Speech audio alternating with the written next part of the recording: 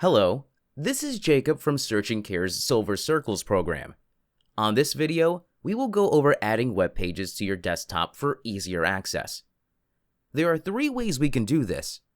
The first is to open Google Chrome and click on the plus symbol on the upper left-hand side of the window. This will create a new tab. Now you should see multiple icons on the bottom of the page. These are websites you frequently visit. If you want one of these web pages to be on your desktop, hover over the icon you want, click and hold the icon, and then drag the icon outside of the Chrome window and onto the desktop.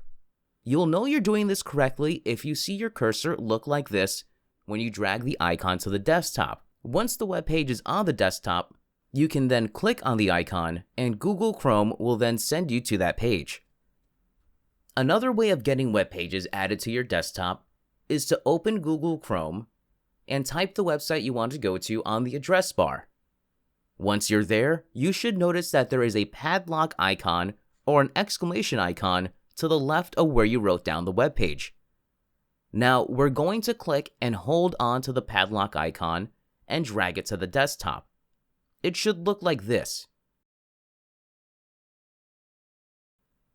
Once the icon is on the desktop, you can click on it and then Google Chrome will open the page up for you. The third way we can add web pages to our desktop is by hovering your cursor on an empty space of your desktop. Right-click and you should see a drop-down menu. Click on New and you should see another menu. Click on Shortcut. When you do this, there should now be a screen that appears asking, what item would you like to create a shortcut for?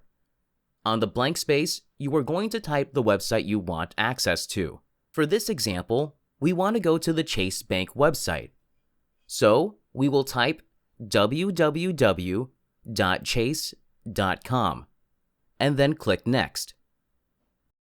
Another screen should appear asking what would you like to call this icon. Since we're going to the Chase website, we can either call the icon Chase Bank or just Bank if it makes it easier for you.